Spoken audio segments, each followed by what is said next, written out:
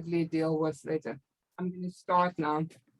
So we finished chapter 12. Like I said, the homework's due today. We're moving on to chapter 13. Whoever, I don't know if it's Jerome. Okay, you muted yourself. I was just going to say, please mute yourself.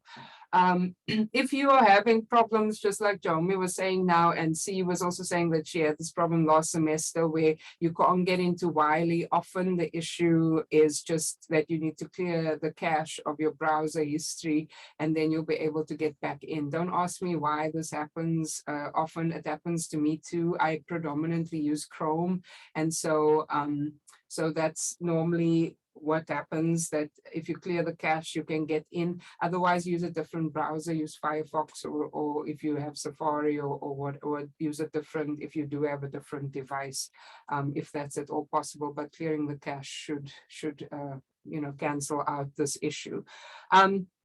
Today we start on chapter 13, which is, corporations or companies. And here, you have to kind of change your mindset now from partnership. So in accounting 1, you had a sole proprietorship, single owner business. In partnerships, it was 2 or more people. And now with chapter 13, with corporations, we have multiple, what we call shareholders or stockholders. Those terms are interchangeable. And the ownership, or the way that we get ownership in a corporation is basically to buy shares, right, in the company. And I'm sure if I'm saying buy shares, you guys have an idea of what that means, because you've probably seen some of these shares being quoted, and I can even just go. Let's go to, because I know the book, and I'll go in the book in a second. The book has Facebook as part of the discussion in the opening of the chapter. But if we look at the stock price, Facebook stock is trading today at $341.60 per share. So this is on the secondary market. This is not, the initial offering that they did. But if you wanted to become a shareholder in Facebook, and you just had, $341 lying around, you would be able to buy, or $342, you would be able to buy 1 share in Facebook. Does that then mean that, you can walk up to Zuckerberg and tell him, hey, these are the changes I want to make? Obviously and absolutely not. You're not going to be, a major stockholder. You will just have a piece, like a little bit of ownership in the company. I own, sorry, let me go back here. Sorry, someone trying to tell me something. Okay. If you're having problems with the homework, which Denise is saying, let's at about 11:30, I'll break. Stick around, and I'll look at what the problem is. You can share your screen with me. So I think I own like 5 shares in Facebook that I bought when it was like $160 something, I think. So, the money's been doubled, but because I only own 5 shares, it's, it's not really, I can't do anything. Like, I'm not going to go to the shareholders meeting and suddenly try to call the shots. I'm like a nobody in the situation, but people who own a little bit more of the company, like Zuckerberg and others, are able to, act more in terms of making decisions in the day-to-day operations. So if you think about the structure of a sole proprietorship, right, it's a single owner, that person's running the business, they're making the decisions, they're putting in the money, everything is up to them. With a partnership, the partners are also giving the assets, they're contributing to the partnership. And then the partners are all acting on behalf of the partnership, they're making decisions and so on. With a corporation, it's a little bit different. The people who are putting the money in, often the bulk of the money is coming from outside of the company. Like, it's not the people who are running it that are necessarily the main owners of the company. They can be to some extent if it's like a founder operated company, but for the most part, when companies are trying to raise money, they do what we call an IPO. You've maybe heard this terminology before, an initial public offering. So they're offering shares of the company to the public, which I mean, often is like some elite group of people, that know that this is happening and they can invest. But we'll just say, for argument's sake, the public as a whole are able to invest, which means that the money, the owner invests cash in the business, that money is actually coming from outside of the company, and the people who are giving that money into the company are called stockholders or shareholders, and those shareholders are the owners. All right. So as much as I'm joking around, yes, I only have 5 shares in Facebook, but I do have 5 shares, which means I'm a part owner, right, in Facebook for what it's worth. And then the shareholders decide, like they basically appoint who will run the business day to day.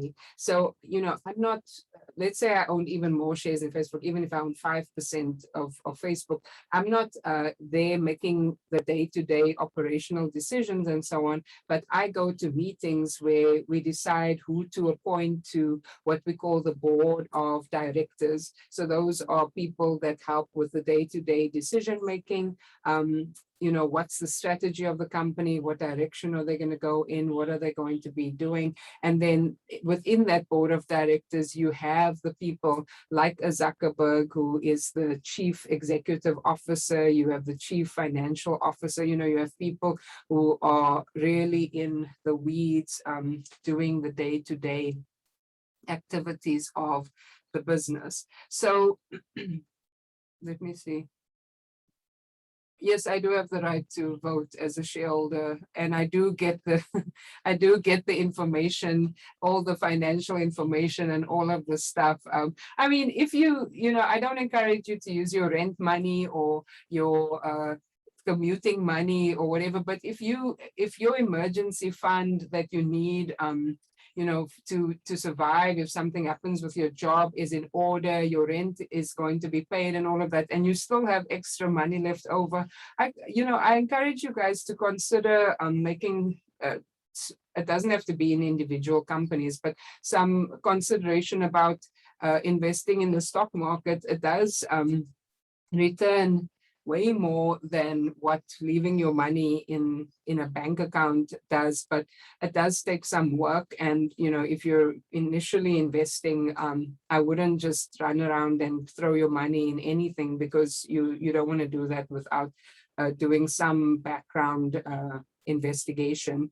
We're on hiatus, but I actually mentor the finance club at LaGuardia. So this is something that's important in my mind, that we as people who are not necessarily coming from wealthy backgrounds should be trying to build wealth for ourselves in ways other than just saving a whole heap of cash in the bank.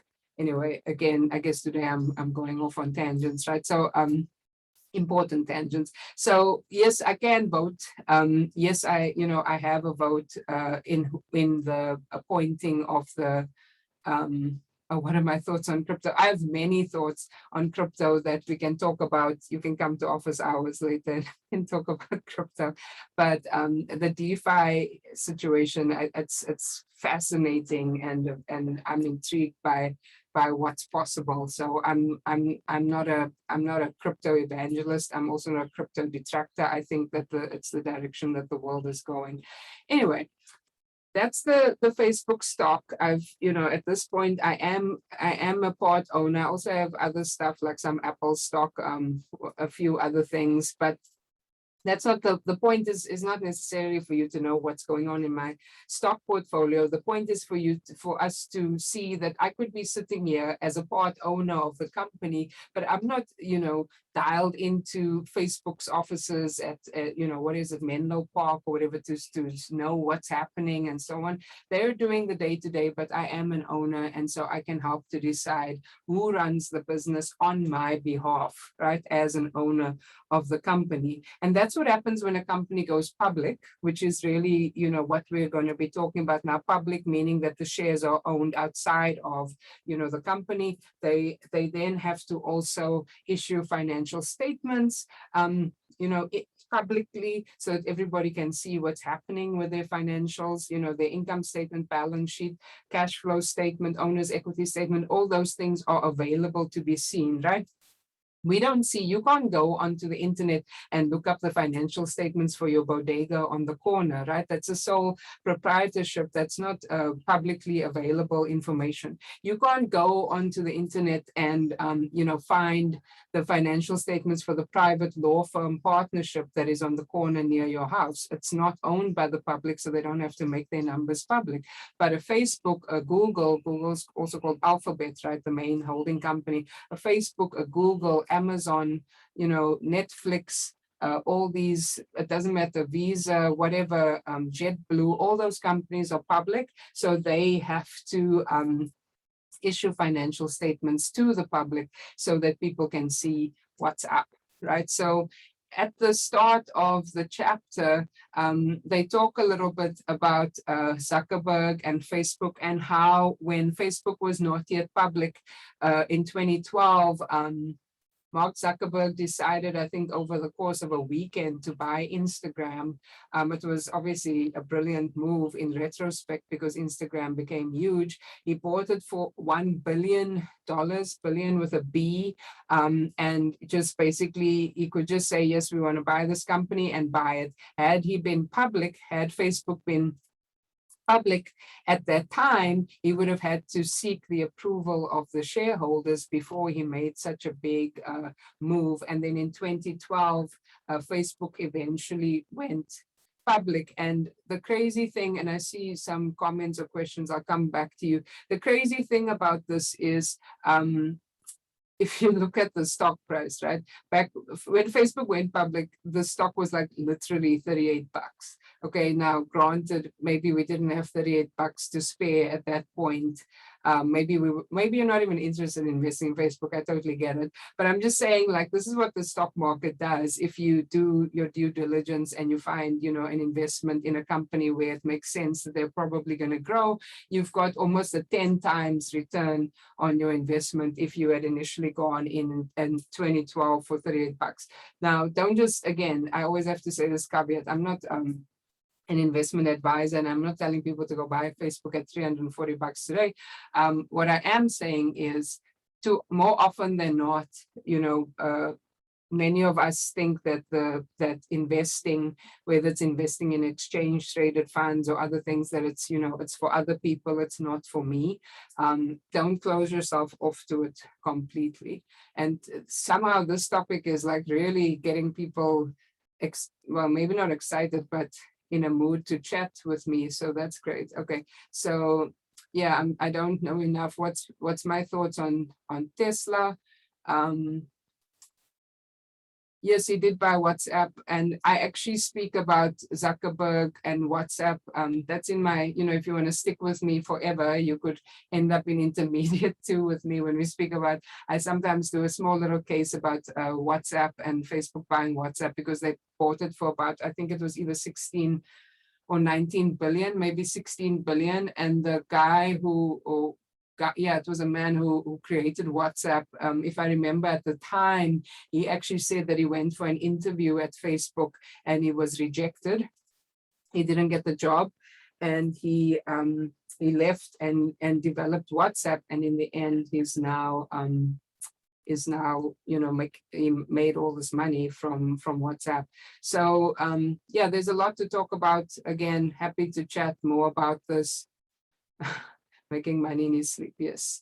So, there's a lot to think about if you want to invest. I can recommend, some reading materials and stuff. Why do we care? For those people like, okay, I'm not trying to invest right now. What has this got to do with accounting too? Well, I just spoke about this, but we're basically going to be speaking about corporations, and they're your classic companies that you see all the time, right? There's IBM, Apple, Nike, Pepsi, Coke, Google, whatever the case may be. We're going to talk about I guess, the different characteristics of an organization, and then we're going to start doing the journal entries when people invest in the and by organization, I mean company, corporation, it all means the same thing. And then we'll do journal entries to say when that company decides to go public, like how Zuckerberg decided to go public in 2012, and they issue stock, which is a type of ownership, right? Shares. How do we record the journal entries, right? How do we record the transaction for the company raising money by issuing stock to outside investors? Hey, Lewis, you got shares in AMC. Good move, because AMC took a hit, back when all the theaters were shut down. You guys, nice. You know, we need to pick up this discussion at a later point. I love talking about finance stuff as well, and learning your accounting also helps you to understand you know, the finance side of things a little bit better.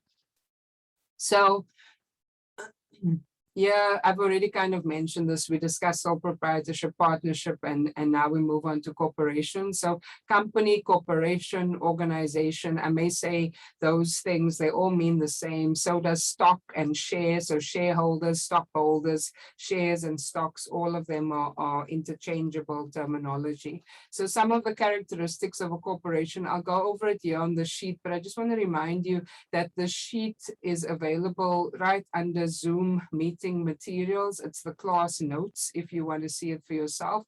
It's also going to be mirroring what is happening here in the textbook, right? I'm basically just going through the same characteristics that are in the textbook. So however you want to follow, feel free, right? So a corporation has a separate legal existence.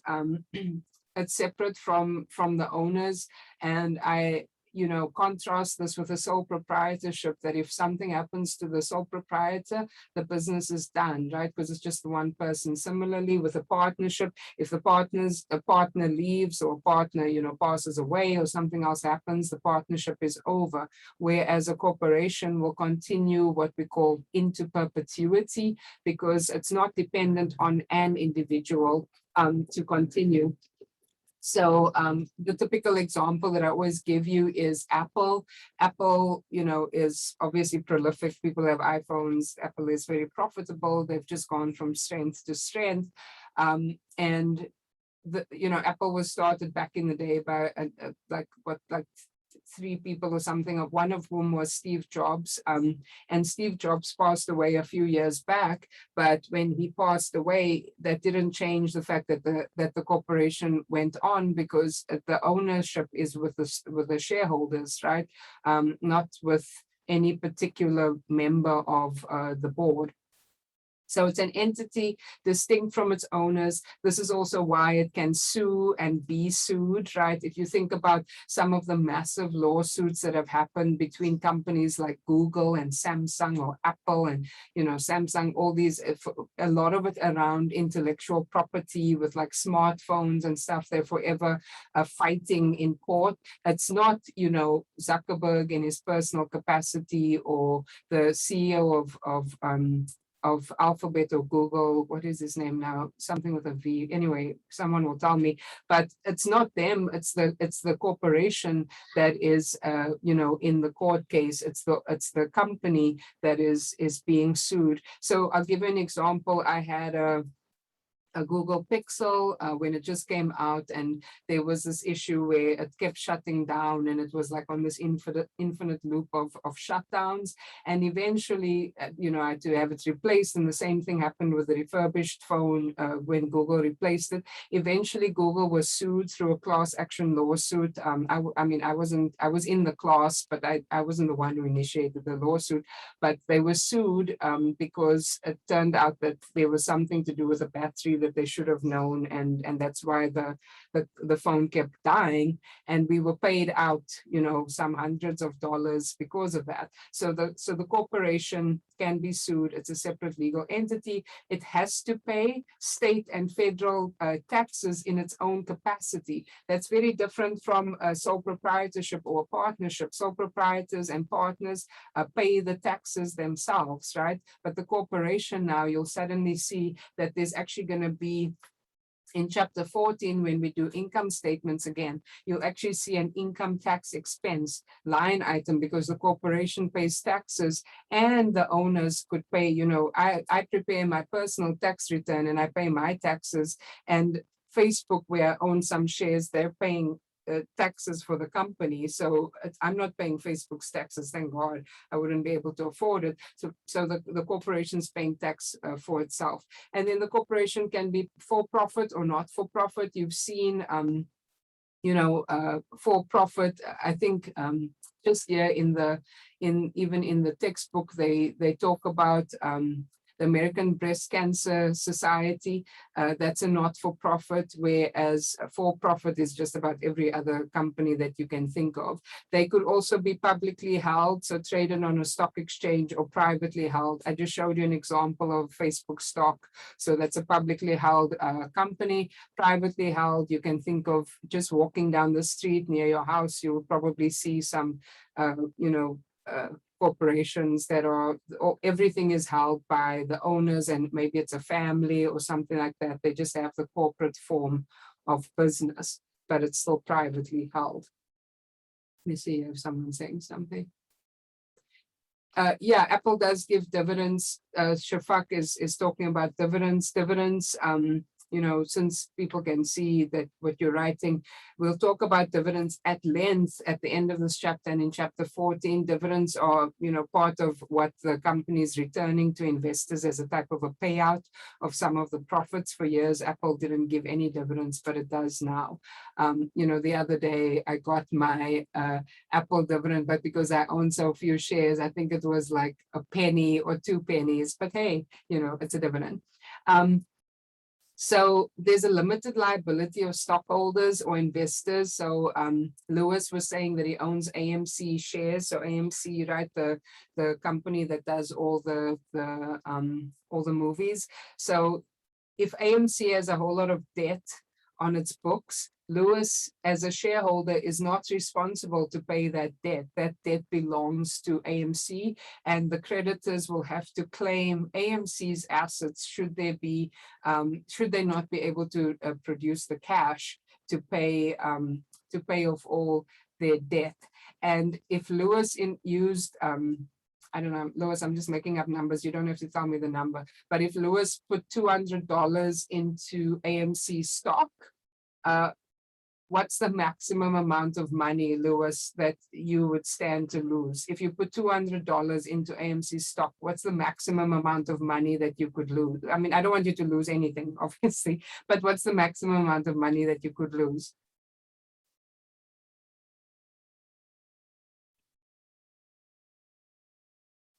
Are you still there, Lewis?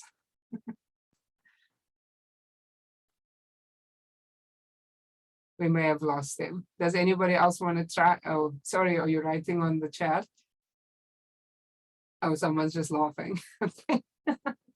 Who wants to try? If Lewis put 200 bucks into AMC stock, what's the maximum amount of money that Lewis could lose? 200. Thank you, 200. Absolutely. Limited liability, right? If Lewis had put $200 into a partnership and the partnership went and borrowed money, they made a loan for $10,000, different story, right? Because in a partnership, the creditors could come after Lewis's personal assets as well as the partnership's assets. But with the investment in a stock, it's just up to your investment that you could stand to lose. So with my puny little 5 stocks of Facebook, the maximum that I stand to lose is what I put in initially, which back in the day, I think was like maybe $600 or $700, right? So that's the most that I will lose, and I've already doubled my money, so it doesn't really matter at this point, unless, you know, Facebook does something crazy and the stock price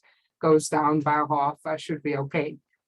All right, so limited liability, transferable ownership rights. This sounds very involved, but basically what it's saying is I can sell stocks to someone else. They can sell the stocks of the company to me. The ownership can transfer between stockholders, right?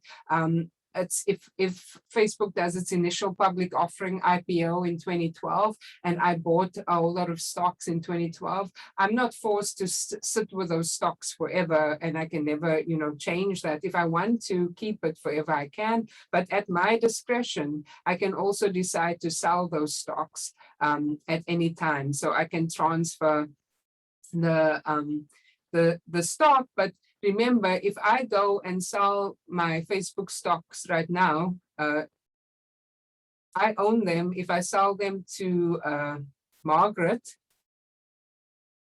Facebook doesn't have to make a journal entry for that. Okay, that transaction is between me and Margaret. It's got nothing to do with Facebook.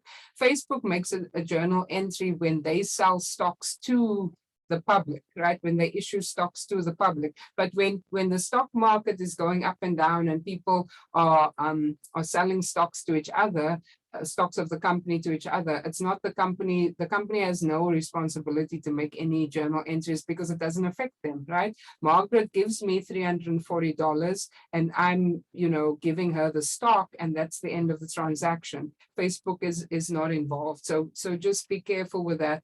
Oops, sorry. Just be careful when you think about that. You know what I'm doing here now. I'm making my life very hard here. Okay, be careful when you think about what happens to the company if people start transferring ownership.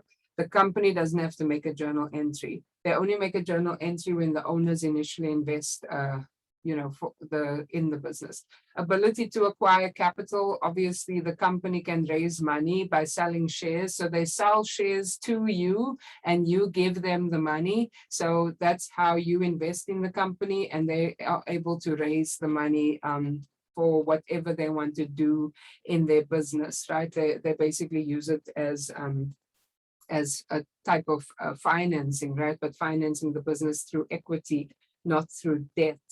And then I already said that the company is expected to continue forever. It's also what you call a going concern. You don't expect that the company is not going to be there. Otherwise, if it's not going to be there, then you have to do a whole different type of accounting, right? So it's a continuous life. And then I already kind of spoke about this when we discussed the financial statements and the structure of Facebook, but I'll just say it again. The stockholders or the shareholders are the ones who actually own the corporation, and they appoint the board of directors that then manages the company. And the CEO is the overall person who's responsible for this. So for Apple, for instance, it's Tim Cook. So he's the CEO, and he delegates responsibilities to others. So, he'll tell the people who are in charge of the different areas what they need to do. And then, of course, you have a chief financial officer or chief accounting officer, or whatever they may be called, that will be responsible for updating the financial records. All right. And then corporations are subject to federal regulations, especially the fact that they have to make certain disclosures. Disclosures means they have to put certain information into their financial statements, and they have to actually issue financial statements. And this is required by the Securities and Exchange Commission. And if you are a corporation, you have to issue financial statements once a quarter. So every 3 months, you have to issue financials, and then also at the end of the year. And then the last piece, and I can show you, I pulled up Amazon's financials. I believe it's 2020. Yeah, the 2020 year. They'll always show at least 2 years comparative years. But this is their 2020 annual report, their financial statements. And I just wanted to show you that it's this part of, it's this part of the financial statements that we're concerned with right now about, common stock and so on, the stock that the investors have purchased from the company. And this whole document, which is 87 pages, is basically what we're talking about when we're saying that the SEC requires the company to, issue these financial statements. They've got a whole lot of information in them. And then the last piece is that this is actually a disadvantage that, the corporations, they pay state and federal taxes in their own capacity. But then, Shafak was talking about dividends, right? Dividends means, you remember drawings from the sole proprietor, and the partnership drawings is when the owner takes money out of the business. Now, obviously for a corporation, I can't just go up to Apple and say, I want, my drawings now. You have to wait until the company does what we call declares a dividend, and we'll go over this in chapter 14 at length. But basically the dividend is a distribution of profits to the owners. But what ends up happening is, as an owner receiving dividends, even though the profits of the corporation were taxed, your dividend will get taxed again. Okay, so it's basically a weird type of double taxation that ends up happening with corporations, because the profit gets taxed once, and then when that profit gets distributed to individuals, it gets taxed again, depending on each individual's tax situation, of course.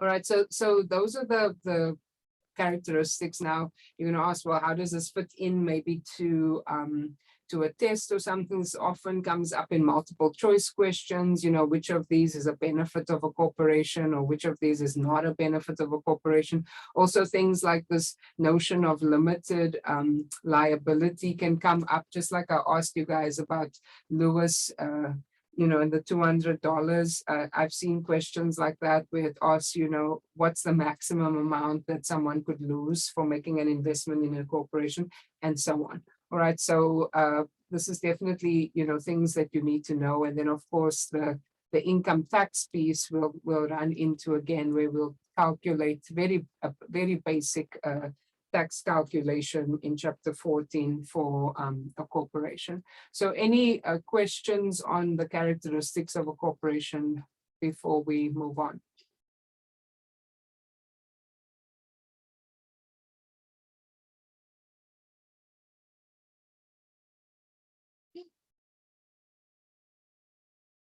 Yeah. None at the moment for me. No questions. Okay. All right. So I'll push on here for 5 more minutes before we take a break. And then during the break, we can kick around and chat about all these other things that people were talking about, stocks and issues with the homework and what have you. Okay, so don't forget, if you have something to ask me, stick around during the break if at all possible. So, this piece over here, not too much that you need to worry about forming a corporation. I'm not going to really focus too much on that, even in the tests and stuff. It's basically just saying that normally a corporation has something called a charter, which is like the governing document, the document by which it is run. And in that charter, it will say, the name of the company, the purpose of the company, will it have shares of stock, right? So what types of shares are authorized, like what can we sell to the public, how many shares will actually be issued to the public, and then any bylaws normally means rules by which the company is going to be run, so that people don't just go wild and do their own thing, especially because the people who actually own the company are not involved in the day-to-day business. So there has to be rules that everybody can agree to, so that if someone has a question about why something happened, they can go back to the bylaws and say, well, this was allowed or this was not allowed. Okay, and then of course, when you form the corporation, there's maybe some organizational expenses. You have to pay money to the state, maybe you have to pay something to the city or whatever, and those are expensed as incurred. All right. Now we come to the important terminology that you will have to keep in mind and memorize or whatever. There's a lot of like minor things, little bits of names and transactions in this chapter. You be aware and be awake and actually be present, not just logged into the call, but be present, because there's a lot of small things that come up that can get confusing. So if a corporation only has one class of stock, and remember, stock or shares are just a piece of the pie, right? A piece of ownership of the company. So if there's only one class of stock, it is called common stock. Okay, so common stock is if there's just one type of stock. It's called common stock. Sometimes the company also has a second type of stock, which is called preferred stock. Okay, and this is what the stockholders are investing in. So remember, I pulled up Amazon over here. You see that Amazon has common stock and they also have preferred stock. So that's, in quote unquote real life, right? What is actually being shown as what the theory is also saying. So the preferred stock, as the name implies, are stockholders who have rights that are a little bit higher or better than common stock. Okay, so you even notice in the financial statements that the preferred stock is listed first. Amazon is authorized, they're allowed to issue 500 shares of preferred stock, but you can see they have not issued anything. So there's just a 0 over there. That means that they have not yet sold preferred stock to anybody, which is fine. They don't have to sell it. They can just have it available. And if they feel that at some point they need to raise some money, they can go ahead and issue. Issue means sell. They can go ahead and sell the stock to people who want to buy it. Amazon also has common stock. I'll talk about par value a little bit later. They're authorized, which means they're allowed to sell. This says 5,000, but you have to remember that 5,000 on these financial statements, the numbers are normally in millions. You see there? The numbers are normally in millions. So 5,000 is not 5,000, it's actually 5 billion, right? Because it's 9 zeros. So they're allowed to sell 5,000. I'll just call it 5,000 because it's easier. And they've actually sold in 2019, they sold 521. And in 2020, they added an extra 6, it seems, to become 527. And the amount that they raised was 5 million plus some extra money, which we'll talk about. So they have common stock, which they've actually sold to the public. Do we know that that is the case? Of course we do, because if we go onto Google and we look, we'll see that there they are, right? If you had 3,300 bucks lying around, you could buy a stock, one stock in Amazon, right? So they've made out like bandits during the pandemic because everybody's buying stuff online. So the stock price is often driven, sometimes just driven by speculation, but it's often driven by how profitable the company is. And Amazon has been incredibly profitable, not only through the e-commerce with the selling online, but also Amazon Web Services, which is obviously the cloud side of their business. And you can see again, the power of investing. I mean, some of you are probably not even alive at this point. I don't know, my dates may be off, but it's possible that some people weren't even yet born. But, at this point, 1997, I was 17, so I didn't even know anything about investing in the stock market. But if I had money at that point, I could have bought an Amazon stock for $1.73.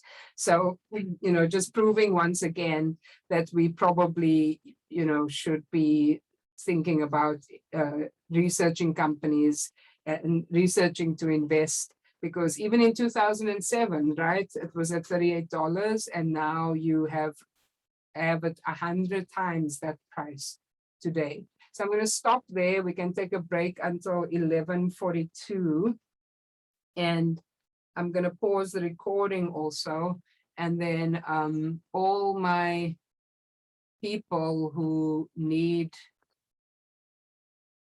All right, so I was showing you on the Amazon financials, right, how everything plays out there with the authorized and the issued common stock and preferred stock. So we'll just look at this a little bit again. So how many shares are authorized to be sold and how many shares were issued and at what price? Those are all the things, that the company needs to think about when they first form the company. So authorized stock, authorized, again, the word means like, if it says like authorized personnel, only it means that you are allowed to do something. So authorized just means how many shares the company is allowed to sell, and that's normally shown in the financial statements. I mean, we literally just looked at this, but I'll just repeat that there it shows the authorized shares for Amazon. Then what is issued is what has been actually sold to the public in order to raise money, and anything that's left over is just unissued, right? The issuance of the stock happens, again, like I said, during an initial public offering, an IPO. Often the companies work with an investment bank like a JP Morgan or a Goldman Sachs or whatever to try and get the shares in front of people who may be willing to buy them. And to basically get as high a price as possible for the shares. I mean, you probably saw, what was it, 2 years back or more, when Uber and Lyft and all these other companies went public. Uber's, public listing hasn't been very successful in terms of share price increases and stuff. It wasn't that great, but they went public. Another company that went public that actually was almost immediately, I think, pretty successful for those people who are into plant-based eating. Beyond Meat, yes, the price is down today, but if you look at where they started, they issued at $66 and it's trading at $107. I mean, at some point people went a little bit cuckoo with the price, but that was a recent public offering. I mean, recent, if you call 2019, I don't know, since the pandemic, it just feels like time has been so long, but in 2019, they went public. Spotify also went public. So when they're thinking about going public, they're thinking about how many shares do we sell at what price, right? And then after the initial public offering happens, you've got the stock is trading, right? So then it's being bought and sold between people. And remember what I said, the company doesn't have to make journal entries when individuals are just buying and selling the stock. They just have to keep track of who actually owns the stock, because if they do pay a dividend, like if we were talking about Apple was paying a dividend, if they do pay a dividend, then they have to pay the dividend to the correct stockholder, but there's no journal entry for the company. If I sell, my shares to John, the company doesn't have to make a journal entry for that. There's no impact on the books. And then there's this idea of par and no par value stocks. This is going to come up a lot in this chapter. Remember, I said there's a lot of words, like vocabulary, basically, that we have to know what it means, because all these words could be strung into a sentence, in one of these problems. And if you don't know what the words mean, it can make the problem seem much more difficult than what it actually is. So par value stock refers to shares to which the company has assigned a value per share. So this is a little bit confusing, this notion of par value. I'll show you over here that Amazon has a par value on its common stock. Do you see there? It's a penny. All right. So you look at that, you say, oh, that's a penny par value. But when I go onto the internet and I look at the Amazon stock price, the Amazon stock price is 3,300 for one share. So what is this penny, right? What does this penny per share have to do with the $3,000 per share of market price? Nothing, okay, nothing. Par value isn't the same as market value. Par value is an arbitrary, so like a random amount that the company assigns to each stock as being its par value. So it's like a book, almost like a book value. And this is like a historical remnant, like something that stayed over in history, where the law used to require a company to keep a certain amount of money, like of its capital money, and not ever distribute it. To basically protect the stockholders to some extent, so that it's not actually giving a liquidation distribution. And so the par value used to be used as the dollar amount that gets assigned to each stock to determine how much of the capital of the company won't be distributed. So if you look at Amazon, right, with this 1 cent or penny par value, excuse me, what you end up seeing is that they have, right, 5, and remember this is in millions, so they have 5 million in common stock, all right, which means that that's kind of the amount of money that is being held. I don't want to call it a reserve, but it's basically being held and won't ever be touched in terms of giving stockholders a distribution. It was a protection for creditors, okay? So that if the company has a whole lot of debt, they can't suddenly decide like, oh, we're just going to distribute all our money to stockholders, and it's too bad that we're not going to pay the creditors. There has to be something kept back. So there's a very involved explanation I'm giving you, because people always ask me like, what is par value? Why is there such a thing as par value? It's just a historical leftover from back in the day, and it's become more and more meaningless over time, because creditors have other recourse to be able to get their money back, and most of these companies are so cash flush anyway that the creditors aren't even going to struggle to get paid back. So some companies even have no par value stocks, okay? So, I mean, can par value really be that important if you can also have no par value, right? And there's also such a thing as stated value. See how many words, vocabulary words we have, right? We've got par value, which is a random dollar amount that the company assigns to the stock, and I will show you how to account for that.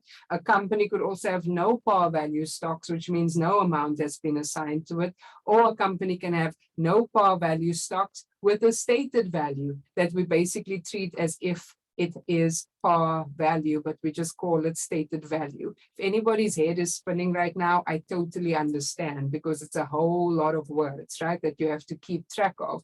But as we do the journal entries, you'll begin to see how they apply, how these things apply in certain situations, okay? They don't necessarily all apply at the same time.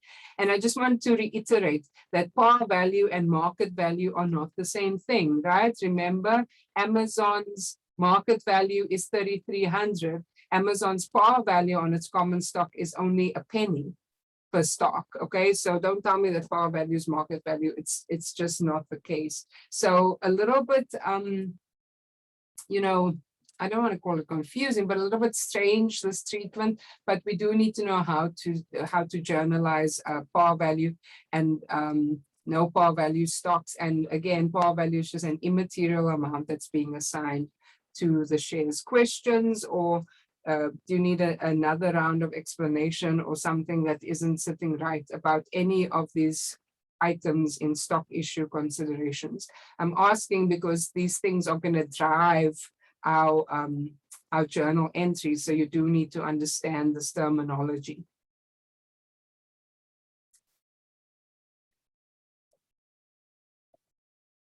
All right, not hearing anything, so I'm sorry if my face has suddenly become like a little bit darker on the screen.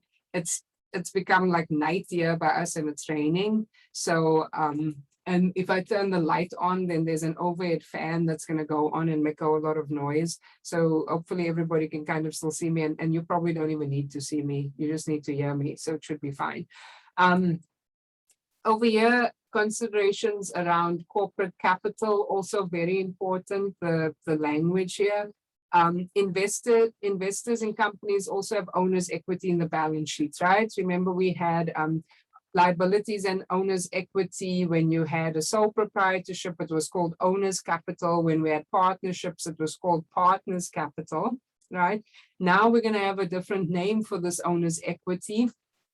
It's called stockholders' equity, or shareholders' equity, or corporate capital. More often than not, it's called stockholders' equity. Okay, if you go into this, you can see here liabilities and stockholders' equity. That's in practice, that's what we call it, stockholders' equity.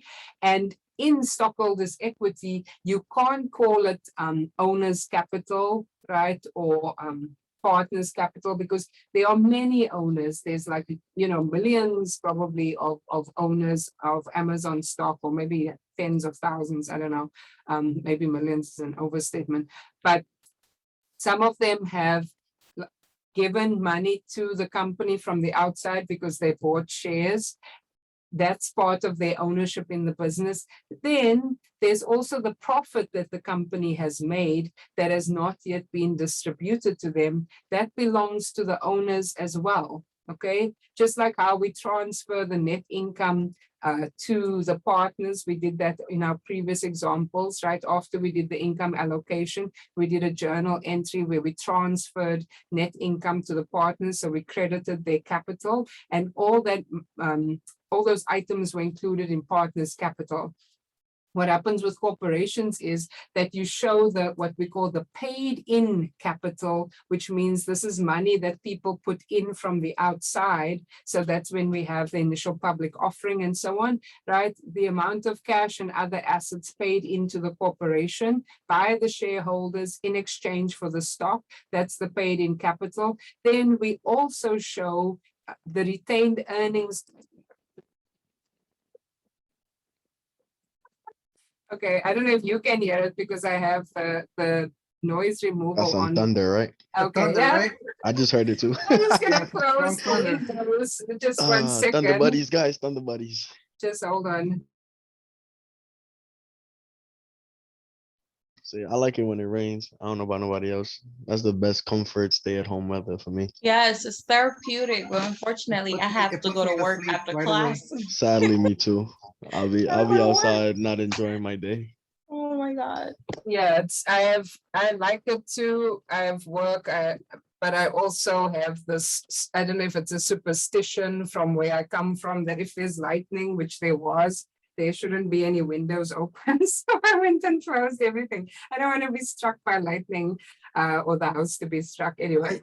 I used to hear a superstition like if there's lightning, you're supposed to have all the lights off, something like that. Yeah, well, see, so I know you're supposed to cover mirrors, and I don't know. I mean, I grew up predominantly on a farm, so who knows what was true and what wasn't. But the point is, I got a big fright now, and yes, the rain is nice, but that was a serious thunder that came through here. So be careful, guys. You're going to work. Please be careful.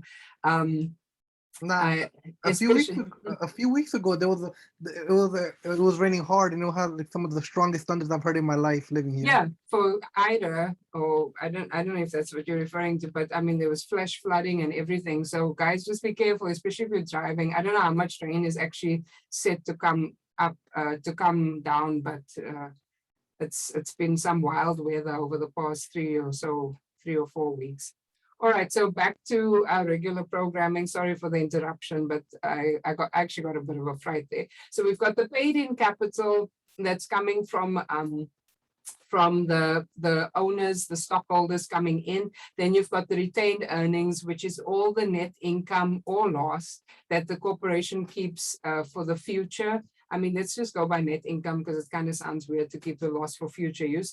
Net income is closed off to retained earnings. Retained earnings is a weird sounding term, but basically it's saying all the earnings that have been kept, retained in the business and may be distributed in the future.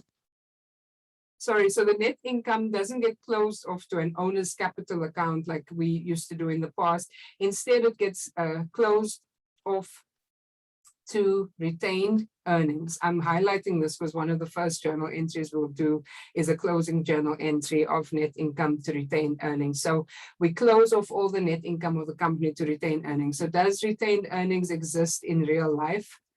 It does. You see there for Amazon, their retained earnings. This is everything that they have not yet paid out in dividends.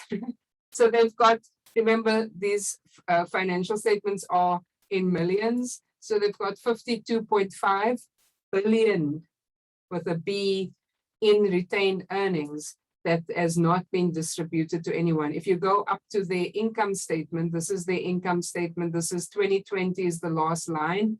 Look how much money they made in 2020 during the pandemic in relation to the previous years. They basically almost doubled their profits, right?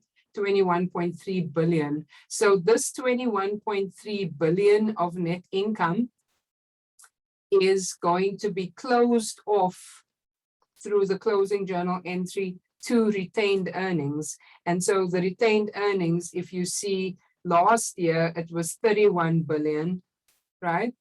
To that, you add the 21 billion, so you come up with 52 billion. So that's how we treat the earned portion of the capital. It's retained earnings, and it also belongs to us as stockholders. Okay. So Professor, returned earnings, is it the earnings after everything is being taken off, all the expenses? Yeah. So it's net income, right? So net income is after everything's been taken off. In fact, remember I told you that with corporations, you've also got taxes and everything, right, that you have to pay. So here's the net income, right? It's the bottom line, as we call it, right? What's the bottom line? 21.3 billion. That's it. That's after all your operating expenses. You know, you start with revenue. Probably some obscene amount of revenue, that they made 215 billion from sales on Amazon, of which I'm sure we're all, I'm partly responsible for that as well. Then they've got the Amazon Web Services, which is 170 billion. That's also increased because obviously as companies have had remote work and stuff in 2020, they've probably looked for more cloud storage and whatnot. Here's all the expenses that are being deducted. Here's your interest and so on. Those are non-operating expenses, etc. You come down to your 21.3 billion in net income. That is what gets closed off. That gets added, to your previous balance of retained earnings of 31.2 billion, right? And so you come up with a 52. If they had paid a dividend, which I don't think they did, if they had paid a dividend, then the dividend would come out of retained earnings as well. Wait, so what's the 31? What's The 20? 31 is all the profits from the previous years that they didn't distribute to their The stockholders. previous years, okay. Remember, And then balance sheet is a balance at a point in time. If Amazon started in 1994 or whenever they started, the retained earnings balance is basically every profit or loss that they made from 94 until 2019 minus any distributions, like any dividends and stuff that they paid out. Yes, okay. All right. I got it. And that's why the word is retained, because it's what's been kept back. And as stockholders, we might get aggravated because we're like, listen, you kept back 31 billion, like just give us a dividend, right? Give us I feel like I do some understand money. everything, but it just like practically, I don't understand because like who decides how much each stock costs and like how they like divide the dividends between the stockholders, like how is the CEO and the It's not just them. everybody gets paid, right. like who decides everything there? I just don't understand. Is it like the company itself? Is it a corporation or it's people above them? No, it's so Like government remember or the something? stockholders are no, not the government. Then we'd be in a dictatorship. What happens is remember there's all these shares that were sold, right? So there's like 500 million or whatever shares that were sold. So in terms of you asked two things, right? The stock price, how the stock price moves is independent of necessarily like the company can't dictate how the stock price moves other than being profitable or not. Sometimes they might buy back some shares, but for the most part, it's market demand and profitability, maybe results and so on. But it's not like the company can go into the market and manipulate their stock price to any degree because that's actually illegal, right? But how profitable they are will make their stock price go up. In terms of deciding on the dividends, that's up to the head of board. Well, the board of directors can declare what they think a dividend should be, but remember the stockholders still have the right to either vote things up or down. They can vote to say no or yes or or put pressure on the board of directors. Like, I'll give you an example. For many years, Apple didn't pay a dividend at all, even though they had like hundreds of thousands millions of dollars. They refused to pay a dividend, and eventually the stockholders went like up in arms and basically protested at their meetings and stuff, and forced the board of directors to start declaring dividends. So you are the owner of the business as a stockholder, and obviously people who have more stock, higher percentage investment than others have more of a say, frankly, because they own more of the company. But it's not just the board of directors can't just go rogue and decide that they're just going to declare whatever they want or do whatever they want, because a lot of these things still have to be what we call ratified, agreed to by the shareholders, who are ultimately the owners of the company. Mhm. Okay, got it. Thank you. No worries.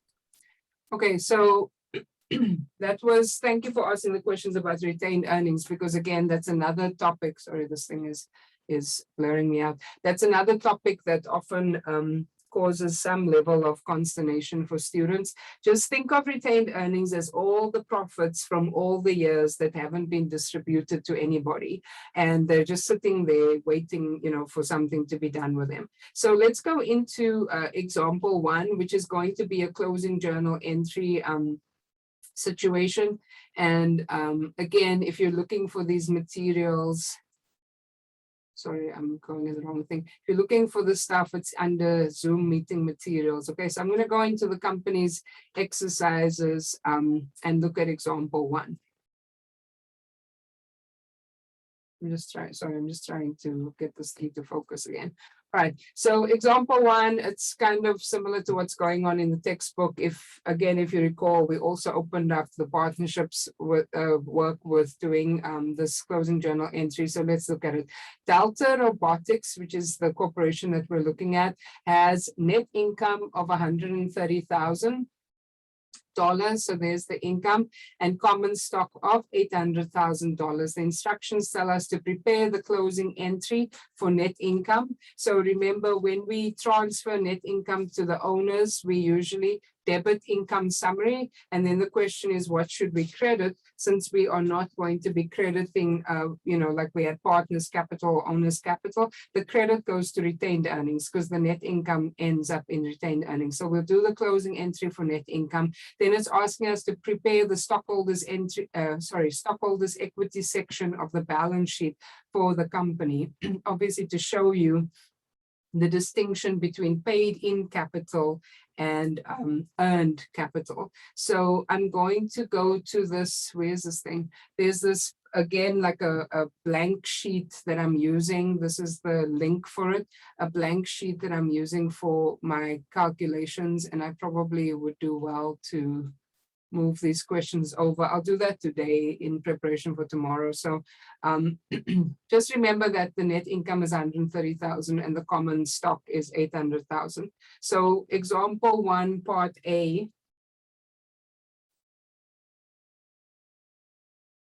So we need a debit and a credit. And I repeat, when we close off net income to the owners, we always debit income summary. Again, you'll remember this even now, as you've probably been doing the homework for chapter 12. I think there was one question that asked you to do the journal entry. So you debit income summary with the amount of the net income, 130,000. You do not credit partners capital or owners capital or net income. Instead, you credit retained earnings. Okay, because retained earnings is going to be the place where all the net income for all the years is going to be accumulated, right? So it's to close off net income to retained earnings, and retained earnings is our earned capital. Questions on that? That's what you explained to me right now. Yeah. Yeah. Okay. Yeah. It makes sense now. Okay. Reinforce. So it's what we got to do. It's what we got to do, because eventually it's going to stick, right? Now in the B part, it's asking us to prepare the stockholders equity section of the balance sheet. for Delta Robotics. So I'm going to put the name of the company because I'm doing, you know, a financial statement. So I'm doing the name of the company, Delta Robotics. I'm doing the name of the financial statement. It's a balance sheet, but it's partial because they asked for a partial balance sheet. I'm doing the date. I hope this is, did I get a date given to me? No, so I'll just make up a date. Okay, so I'll put December 31, 2021, whatever. Now, the part of the balance sheet that this relates to is liabilities and stockholders' equity, all right? And it's going to specifically be the stockholders, right? We're not doing anything with liabilities right now. We'll do that in chapter 15. It's going to specifically be the stockholders equity section that you are concerned with.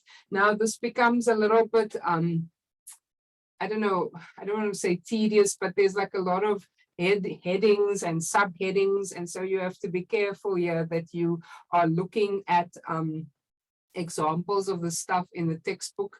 Also, while you do your work, let me go in here to see if I can show you where this is. Let's just 1 second. Yeah, all right. So basically, this is showing you an example of what a partial balance sheet looks like. You see, yeah, we're going to do it now together, but I just want to show you. This is just a subheading to show you that this is the paid in capital. If you recall, I was talking about how the company has two types of capital, paid in capital and earned capital, right? So they actually put a heading, paid in capital, and under the paid in capital is the common stock that came from the outside in, right, into the company. And we're not yet at this point about this, so just ignore the piece that's in red. That's kind of a little bit ahead of where we are. Then you've got a total paid in capital, and below that separate is the retained earnings, because you're basically saying retained earnings is earned and not paid in, and then a total stockholders equity. I'm showing you this because I want to make sure that people, if need be, this one is probably closer to what, yeah, this is closer to what we were doing. Sorry, I should have stopped over there. If need be, you can always find this information. It's illustration 13.5. You can always find it in your textbook. All right. So I'm just going to reproduce this in answering the question that we have. All right. So it's paid in capital, right? That's the heading, I guess, for this piece. So looking again, paid in capital, and so you have common stock, you know, as a sub. I'm just going to try and do this so it looks a little less like just words in a row. And so the common stock from the question is 800,000. So that's what we're going to put into, right, 800,000. And then you're going to, I'm going to do slightly different to what the book's doing, because they just move into retained earnings, but I'm going to show you how it would be done if there was other stuff as well. So you would have a sub total here called total capital stock. And now I know you're going to say, well, we don't really have two or more things to total. I recognize that, but it's good to just see what all these where all these different names come from, okay? Because it does get a little bit confusing, these many names of things that we have to remember. In Wiley, more often than not, some of these things are pre-populated for you already, so you don't have to necessarily be memorizing a lot of names. If we were in person, I would give you, you know, a type of a template, because if you are doing this in practice, you are not doing it from a blank piece of paper. You usually look at the previous year's financials to see how to build the current year's financials. All right. So I guess what I'm trying to say is my concern with your work is less about you trying to memorize every heading and subheading, and more about knowing which numbers belong in which part of the financial statement, right? So common stock, the 800,000 goes against that, and then the net income belongs to the retained earnings. So you've got 130,000 under net income. I see a question. I'll take it in a second. I just want to finish this. And then you've got total stockholders equity, because there's nothing else left to account for. So we're just going to do, a simple total here, and the total is 930,000. This is probably the most basic balance sheet stockholders equity section that we could possibly do, but we're just getting warmed up. Oh, well, you're saying that Shafak is waiting for me to let her in, but I don't have a waiting room in the class. So it's not, getting in is not dependent on me letting her in. Shafak, are you back? Yeah, now I am. Yeah, there's no waiting room for this class. So I'm not sure why you weren't able to get in. No, I just think it's my Wi-Fi.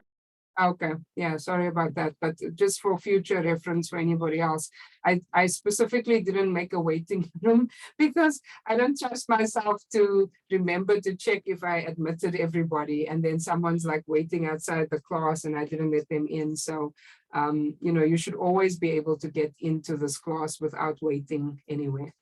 I've had professors that you're like 10 minutes late and they completely forget for like an hour, over an hour. That's why I don't do it, because I feel like once I get into the discussion, I may completely spaz out and not let people in, which would be a big problem.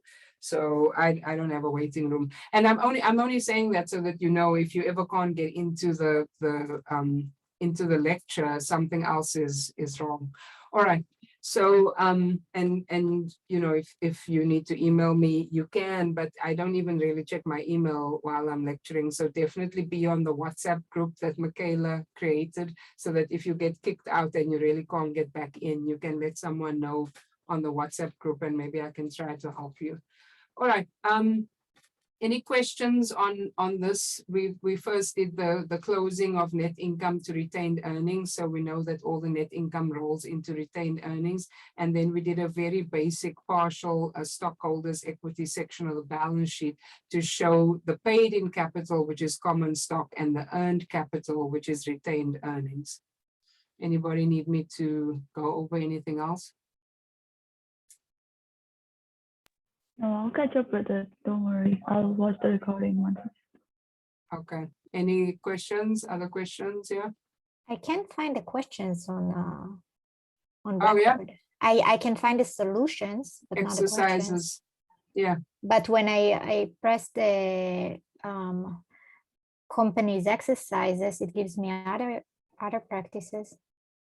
But there's 2 tabs, so make sure that you're looking at the right tab. Actually, there's 3 tabs. I don't know. Are you looking at sheet 1? Because last week someone said that there was a problem with Which one do you press with on? this- The exercise? Yeah. Yeah, it's different questions. Okay, I guess I'll have to just. Yeah, last week someone said there was a problem with the Excel sheet, and I replaced it. So I know that sheet works because I've downloaded it myself. So It I mean, should if work. you, yeah, if you're the- seeing, are you sure you're not looking at the solutions? The solutions, it's fine. The solution, it's So- good. so when- The questions themselves, when I press the questions one, it doesn't give me the right questions. It gives me example 4. Let me see, but I don't see. Are you scrolling up to example 1, right to the top of your? Yeah, it starts from example 4 for me. Are you sure Right. you're not looking at this? You're looking at sheet 3. That's why this shouldn't have come in. That's my mistake. Yeah, but this one. yeah, but so go to sheet 1. Ah, okay. That's what I was saying. It's multiple tabs. All right. Okay, now You're it good? makes sense. Sorry, Yeah, I don't yeah, know see how it. this came in. This was my mistake. This is the solution, for example, for sometimes things happen, but you're Okay, good now, perfect. right? So Yeah, because it's sometimes I don't follow I don't copy the questions in time. So yeah, I'll copy the that's why I wanna questions open over. it Yeah, I'll when it's- copy the questions over to the Google Doc today anyway. I've got to do that because last time I also did that. All right, so I don't have to do example 2. You guys can practice. It's the same idea. You can practice. You can keep that for practice. The solution is there. I just want to do one issuing a stock. 1 or 2, how much time? It's at 12:23, so we have about 20 minutes, right? So issuing par value common stock for cash. So even just look at this heading, right? Issuing, so we know that issuing means selling. Par value, we discussed over here, if I go back up, right? That the par value is just a random dollar amount that the company assigns to each share, but we have to consider the par value in our calculations. And so that's what par value means. Common stock, remember we said that when the company has one type or one class of stock, it's generally called common stock, and they are selling this common stock, which represents an ownership in the business, for cash. So the stockholder is giving them cash, almost like the owner invests cash in the business, right? And the company is giving them stock. And I know in the textbook it shows you what a stock certificate looks like, and that's like the representation of the ownership. But honestly, no one receives a stock certificate anymore when you invest in stocks. You just have electronically, there's just a record with whatever brokerage you have. So if it's Robinhood or it's E-Trade or whatever, it will show that you have that ownership, right? So it's being sold for cash, and you know that you have the ownership in the company. So on July 20, 2018, Reyes Inc., that's the name of the company that's selling the stock, issues or sells 1 million, this is not dollars, this is 1 million shares. Again, I'm going super slow because these questions have a lot of information in them. $2 par value. So there's the par value that we were talking about, right? $2 par value shares of common stock at an issue price of $2. So what is the issue price, right?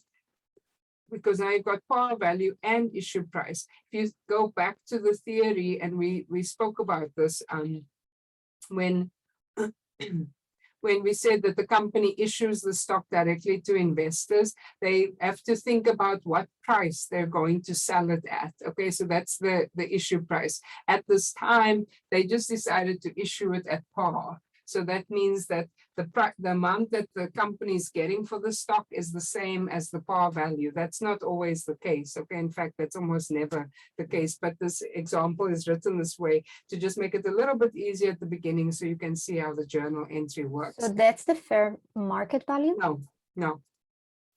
Well, let me not be so hasty. On the day, yes.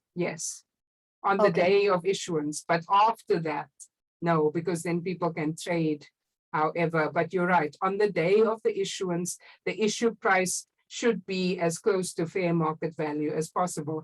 I'm a little bit skeptical to say that because sometimes companies inflate the issue price because there's almost like this whole buzz, around the company. And as soon as they list, the price just goes down.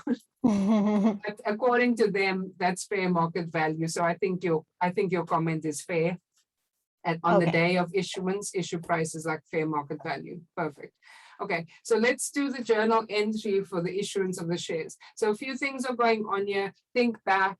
The owner invests cash in the business. You debit cash and you credit owner's capital or some type of capital account, right? In our case, the capital account is going to be common stock.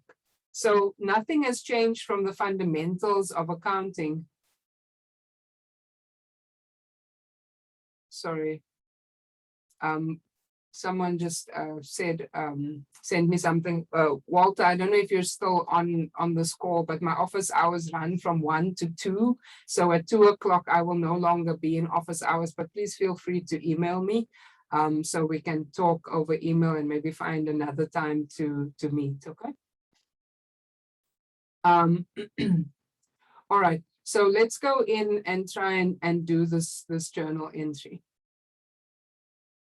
So this is example 3. I didn't cover example 2 because it's the same as number 1, and you guys will be able to use that as, you know, just practice basically if you want to. So how much cash did we receive here? Anybody want to take a wild guess of the amount of cash that we received? 2 million. Yeah, so it's $2 issue price times 1 million shares is 2 million. So remember, the owner invests cash in the business. So the way you think about that is cash is going up. It's cash is the issue price multiplied by the number of, in that case, the pound sign is not hashtag, it's number of shares, right? So it's going to be 1 million shares times $2. So 2, this is difficult to read like this. So 2 million. And then the credit has to be to a capital account, and the capital account specifically is common stock. Okay. And because we issued at par value, the common stock, the quote unquote formula for common stock of how you calculate common stock is the par value. I'm giving you the times the number of shares. These are kind of the, not shortcuts, but the way to remember how to account for these things. Common stock is the par value times the number of shares. So the par value is also 2, the number of shares is 1 million. So this is also going to be 2 million. As simple as that for this issuance, because you are issuing common stock at par value, all right? And again, it's not always going to be at par value for our examples, but this is like the owner invests cash in the business, cash goes up, owners, capital goes up. This is specifically paid in capital because it came from outside the company and is being paid in. Questions, anybody?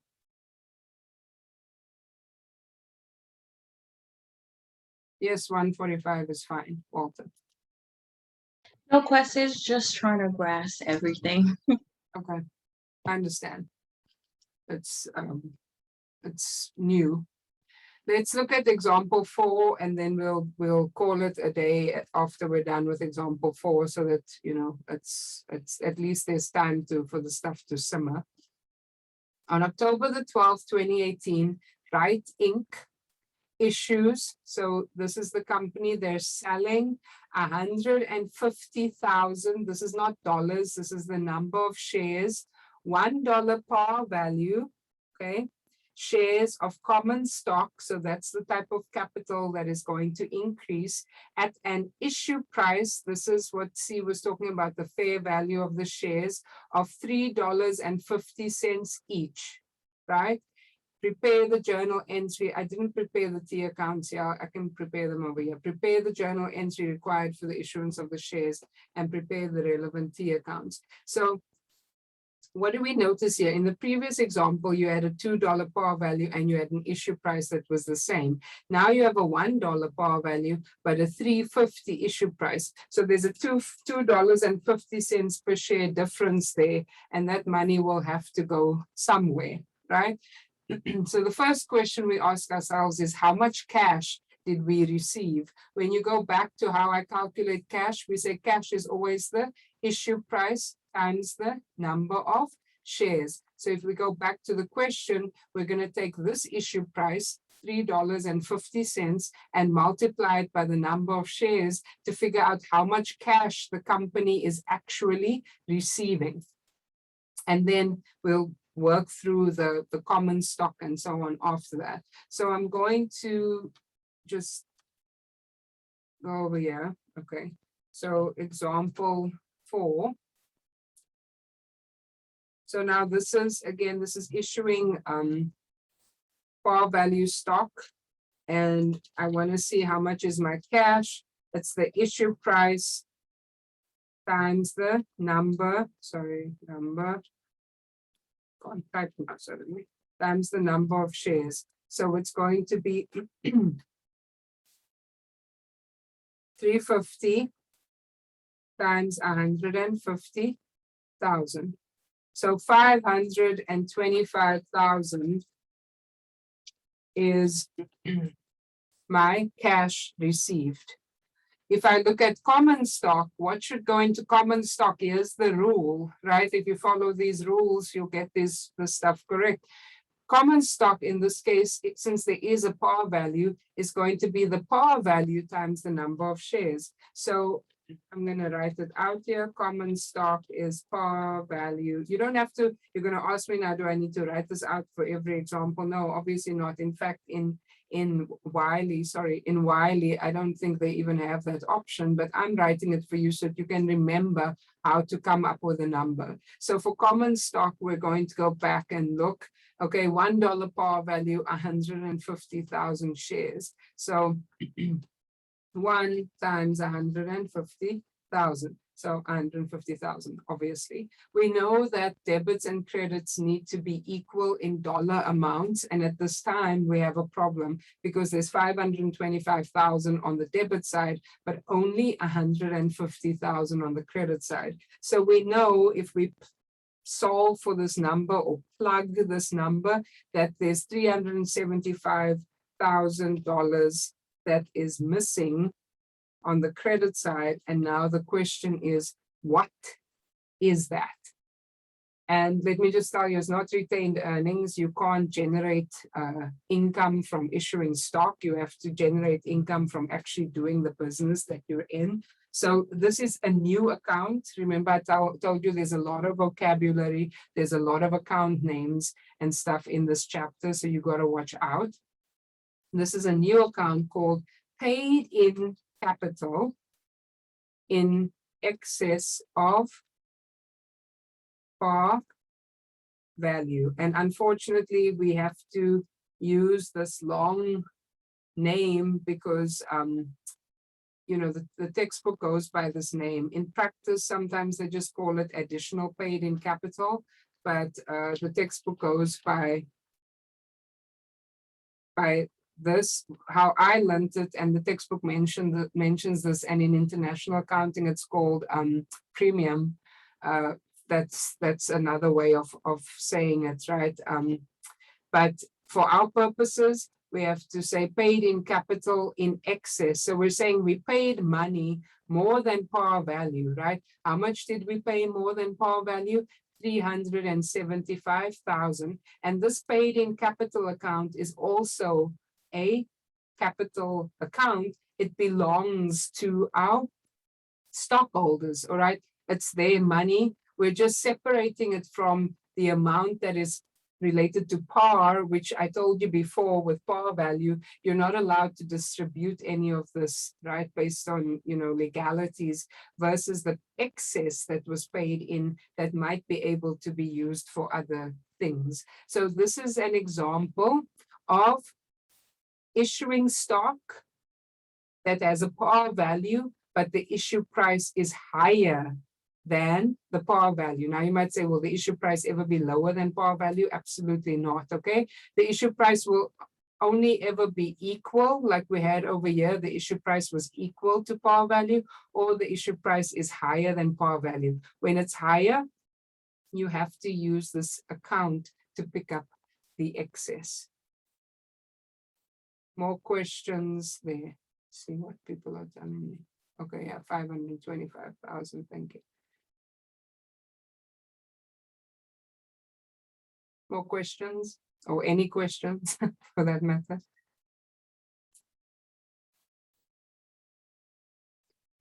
Think about it. Oh yeah, what's happening? No questions for now. Okay, so what have we done? Let me just recap and then I'll set you loose. And oh, I forgot to do this. What is it with me and the T accounts? I'll do the T accounts for especially for the common stock. I just want to make sure that you guys understand what's happening there. Let me at least do it for common stock. I know I promised that we could stop. So people are probably like rolling their eyes already. So here goes common stock. And I'm doing T accounts just to remind us what types of accounts we're dealing with, right?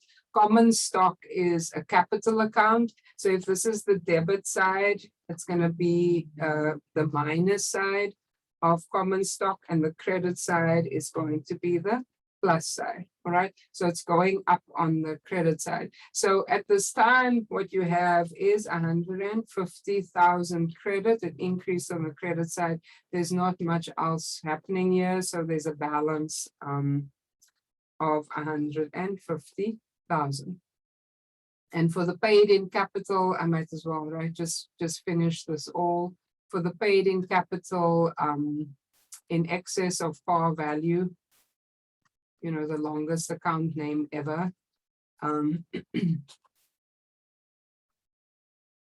It's going to be the same. You're basically just posting, you're using the T account as a ledger. So you're posting to the ledger. So we're saying paid in capital in excess of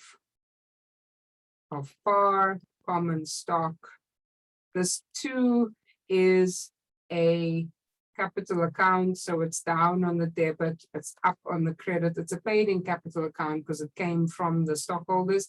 You copy and paste, right? You take the 375,000 that you credited and you just go and credit it in the ledger as well. You're not going to change anything between the journal and the ledger.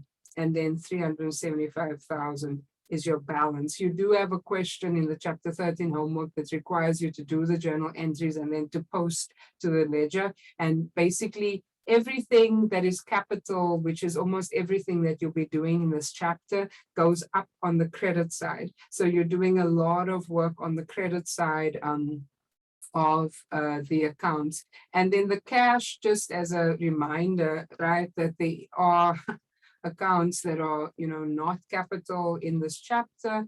The cash is an asset. So cash is going to move in the opposite direction.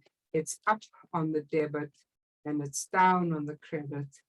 And I will be finished in mere moments.